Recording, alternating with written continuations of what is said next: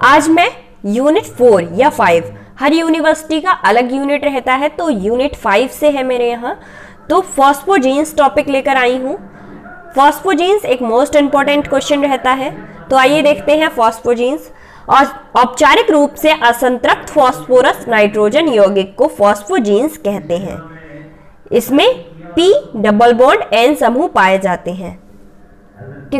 किसे कहते हैं? औपचारिक रूप से असंतृप्त फास्फोरस और नाइट्रोजन यौगिकों को, असंतृप्त फास्फोरस और नाइट्रोजन यौगिकों को क्या कहते हैं? फॉस्फोजीन्स कहते हैं। इसे P डबल बॉन्ड N समूह पाए जाते हैं, इसमें P डबल बॉन्ड N समूह पाए जाते हैं। ये था फॉस्फोजीन्स। अब देखेंगे इसका वर्गीकरण या नेमिंग। इसका वर्गीकरण 4 वर्गीकरण दिए गए थे इसके।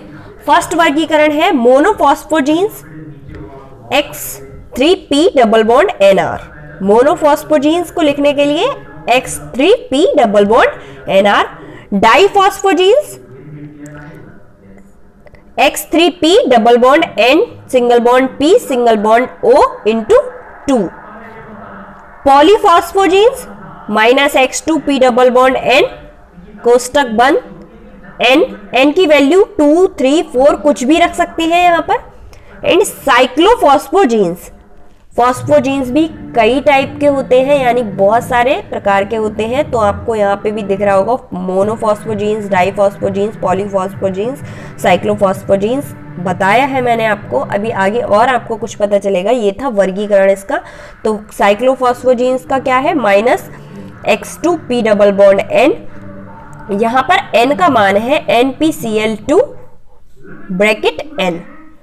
अब देखिए, ये यौगिक वास्तव में साइक्लिक या लाइनर बहुलक होते हैं। ये यौगिक या तो साइक्लिक होंगे, सर्कल में एक के बाद एक, एक के बाद एक, या फिर लाइनर एक के बाद एक, एक के बाद एक आते रहते हैं, बहुलक होते हैं। इसका सामान्य सूत्र NpCl2 होता है। इसका सामान्य सूत्र क्या होगा? NpCl2 होगा। अब इसका एक एग्जाम्पल देखते हैं। एग्जाम्पल जरूर लिखिएगा, क्योंकि एग्जाम्पल लिखते हैं तो आपका मार्क्स का जो देने का तरीका है वो इफेक्टिंग करता है टीचर को। टाइमेरिक क्लोरोफॉस्फीन। अब ट्राइमेरिक क्लोरोफॉस्फीन को फॉर्मूले में ऐसे लिखेंगे। अब यहां पर P double bond N PPCl, CCl दो तरफ जुड़ा हुआ है डबल सिंगल बॉन्ड से। यहां पर try N try try try, आपको हर जगह ट्राई देखने को मिलेगा। अब इसे उच्च ताप पर गर्म करते हैं तो हमें क्या मिलेगा? P single bond CCl कोष्टक N। अब देखते हैं फॉस्फोजीन्स के गुण। फॉस्फोजीन्स के गुण में आप क्या देखेंगे? फर्स्ट है NpCl2 ब्रैकेट 3 का गलनांक, मतलब फॉस्फोजीन्स का जो फॉर्मूला है वो लिखा है यहाँ पर। अब ब्रैकेट 3 दे रखा है, तो मतलब NpCl2 ब्रैकेट 3 का गलनांक 114 डिग्री सेंटीग्रेड तथा क्वथनांक 328.52 होता है। ये गलनांक और क्वथनांक दे रखा है इसके गुण में। अब नेक्स्ट फॉस्फोजीन्स, फर्स्ट फॉस्फोजीन्स हो गई है। सेकंड देखेंगे, यहाँ पर 3 है, यहाँ पर 4 है, यानी फॉस्फोजीन्स का टाइप चेंज हुआ। तो NpCl2 का गलनांक 123.5 डिग्री सेंटीग्रेड ताप तथा क्वथनांक 328.5 डिग्री सेंटीग्रेड होता है। नेक्स्ट देखेंगे, उच्च सदस्य 350 सेंटीग्रेड ताप पर विघटित हो जाते हैं। जो फॉस्फोजीन्स के उच्च सदस्य होते हैं वो 350 ताप पर विघटित हो जाते हैं। नेक्स्ट है NpCl2N, यहाँ पर 3, 4, यहाँ N, यानी फॉस्फोजीन्स का टाइप चेंज हुआ। तो NpCl2N का गलनांक 123.5 डिग्री सेंटीग्रेड तथा क्वथनांक 328.5 डिग्री सेंटीग्रेड होता है। NpCl2N का जल अपघटन कराने पर NpCl2 बनता है। यहाँ पर NpCl2N का जल अपघटन कराएंगे।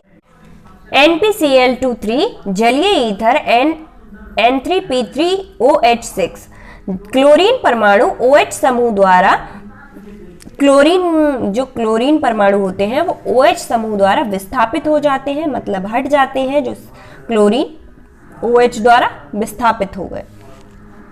नेक्स्ट है NPCl2 का N का अम्लीय माध्यम में जल अपघटन कराएं, यानी केमिकल रिएक्शन में अम्लीय मतलब केमिकल अपघटन कराने पर H3PO4 तथा NH3 देता है।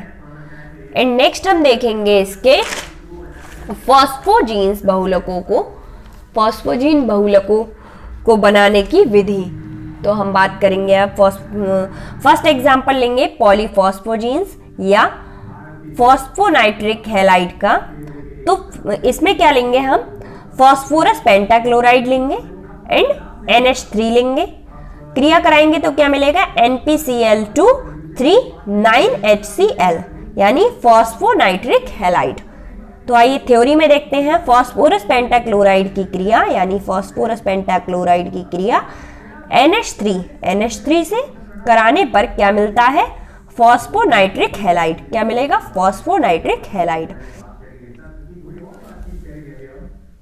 एंड नेक्स्ट है 4PCl5 प्लस 4NH3 की क्रिया कराने पर हमें क्या मिलेगा, NPCl2 प्लस 12HCl।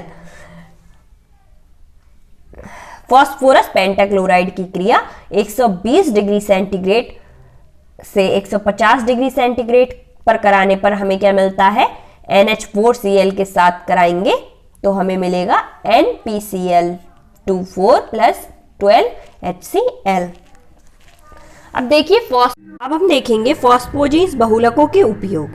कठोर प्लास्टिक फिल्म फाइबर बनाने में उपयोग किया जाता है। फॉस्फोजीन्स का प्रयोग कहाँ किया जाता है, कठोर प्लास्टिक मतलब हार्ड प्लास्टिक जो बनती है, प्लास्टिक फिल्म, फाइबर आदि को बनाने में फॉस्फोजीन्स का यूज होता है। एंड नेक्स्ट है इसका प्रयोग उच्च उड़ान वाले वायुयान, उच्च उड़ान मतलब जो बहुत ज़्यादा ऊंची उड़ानें भरते हैं वाले वायुयान में गॉस्केट के रूप में होता है। तापरोधी वस्त्र बनाने में, जो आग से बचने के लिए वस्त्र बनाए जाते हैं उनमें फॉस्फोजीन्स का प्रयोग होता है। जले घावों को भरने में, जले हुए घावों की जो दवाएं बनती हैं या वो जो होता है जले हुए घावों को भरने में भी फॉस्फोजीन्स का उपयोग होता है। झाग बनाने में, और भी बहुत सारे यूज हैं इसके। तो ये था पूरा फॉस्फोजीन्स टॉपिक जिसमें हमने देखा फॉस्फोजीन्स बहुलकों को बनाने की विधि, फॉस्फोजीन्स बहुलकों के उपयोग और फॉस्फोजीन्स के गुण एंड फॉस्फोजीन्स का वर्गीकरण विथ एग्जाम्पल। तो आई होप आपको फॉस्फोजीन्स टॉपिक समझ आया होगा। अगर समझ आया है